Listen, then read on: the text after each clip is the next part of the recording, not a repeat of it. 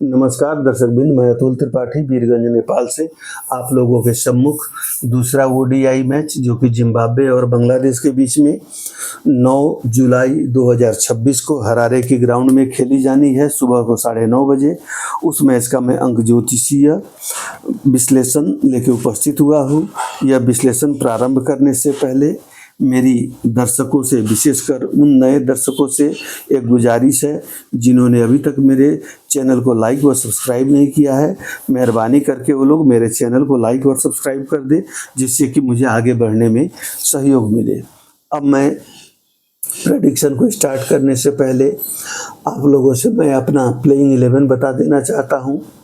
मतलब जिम्बाब्वे का 11 प्लेयर जिसको मैंने अपने प्रेडिक्शन के सूची में रखा है, और बांग्लादेश का प्लेइंग 11 जिसको कि मैंने अपनी प्रेडिक्शन के सूची में रखा है।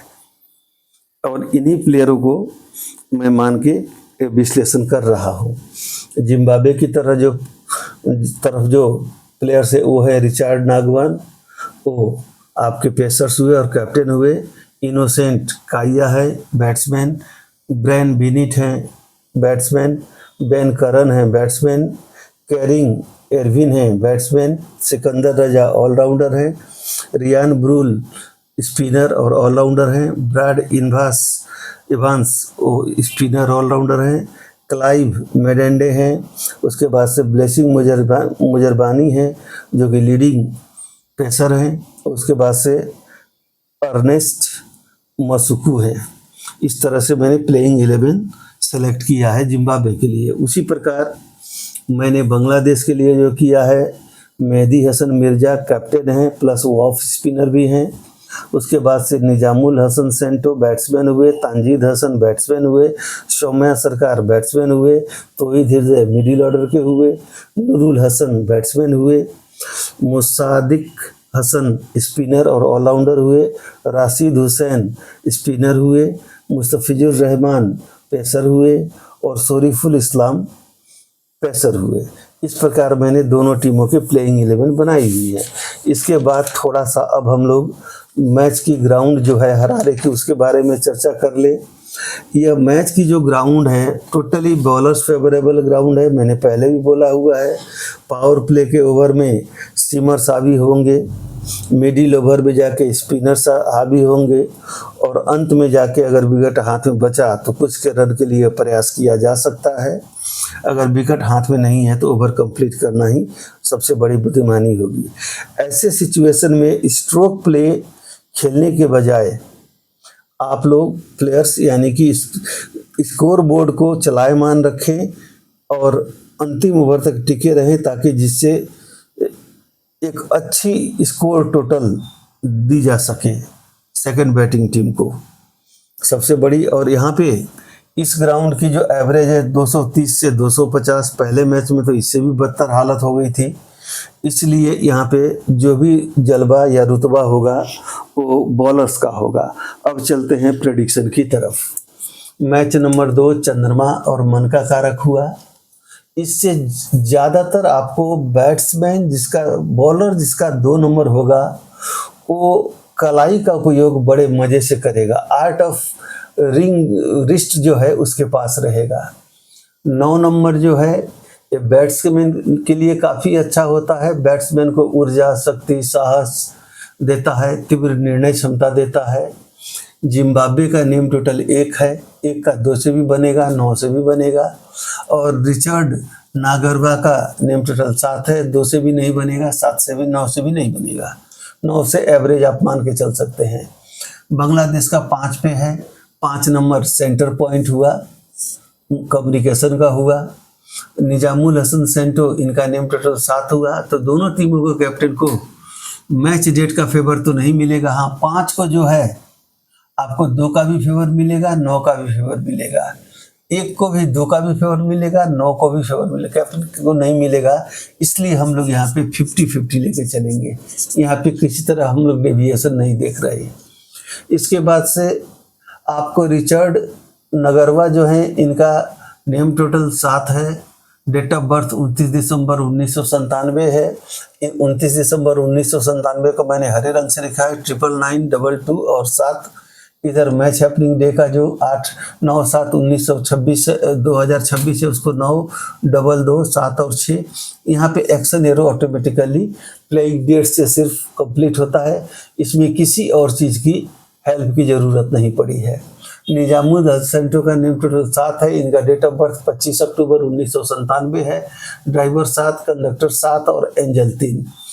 अब यहाँ पे क्या होगा कि इनका डेट ऑफ बर्थ से जो बनता है अंक आपको 9, 5, 7 टारगेट एरो एक इनका कंप्लीट हो जाता है, 2 और 7 आते हैं। अब यहाँ पे by date of birth target arrow बन जाना इनके लिए एक प्लस पॉइंट हुई बांग्लादेश के लिए।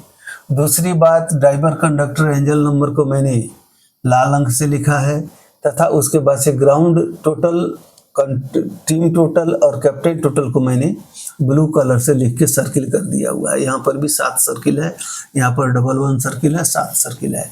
अब हम लोग मैच वाले दिन में देखते हैं तो सिर्फ एक एक्शन एरो है, एक एरो सिर्फ मैच वाले दिन में मौजूद है। अब यहाँ पे इनके पास रिचार्ड नागवन के पास एक मेंटल एरो कंप्लीट है, वो भी मैच वाले दिन में एब्सेंट है। यहाँ पे निजामुल हसन सेंटो के पास एक एरो, 2 एरो कंप्लीट है, 2 एरो कंप्लीट है, बट मैच वाले दिन में वो भी नहीं है, सीधी सी बात। बट 2 एरो होने के साथ एक प्लस पॉइंट इनको और मिल जाएगा। अब इसके बाद से मैच के दिन में चंद्रमा जो हैं भरणी नक्षत्र में चल रहे हैं। भरणी नक्षत्र शुक्र के स्वामित्व में आता है। शुक्र सामाजिक मान प्रतिष्ठा भोग विलास का कारक है।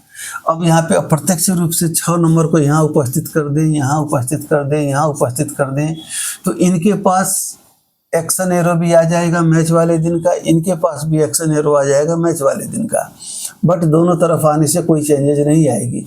यहाँ पे 6 हो जाने से भी कोई ग्रिड में चेंजेज नहीं आ रहे। यहाँ पे 2 ग्रिड की 2 ग्रिड है।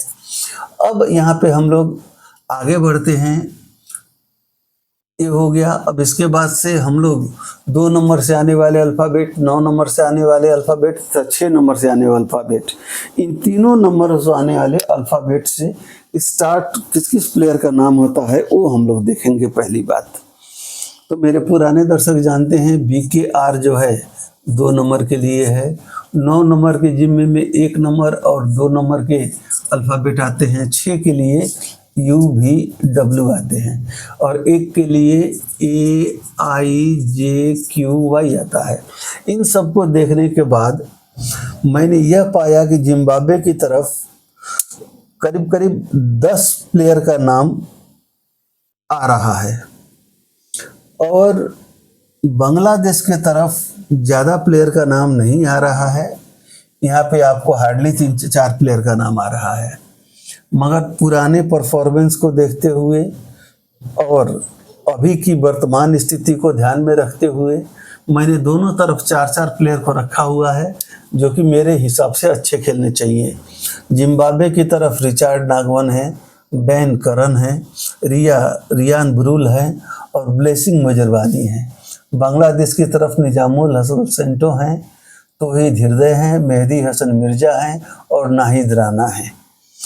अब ये सारी देखने के बाद जो कंपेयर में जो डिफरेंसेज आई है उस हिसाब से मैं जिम्बाब्वे का 45% रखता हूँ और बांग्लादेश को मैं 55% देता हूँ विनिंग का चांसेस।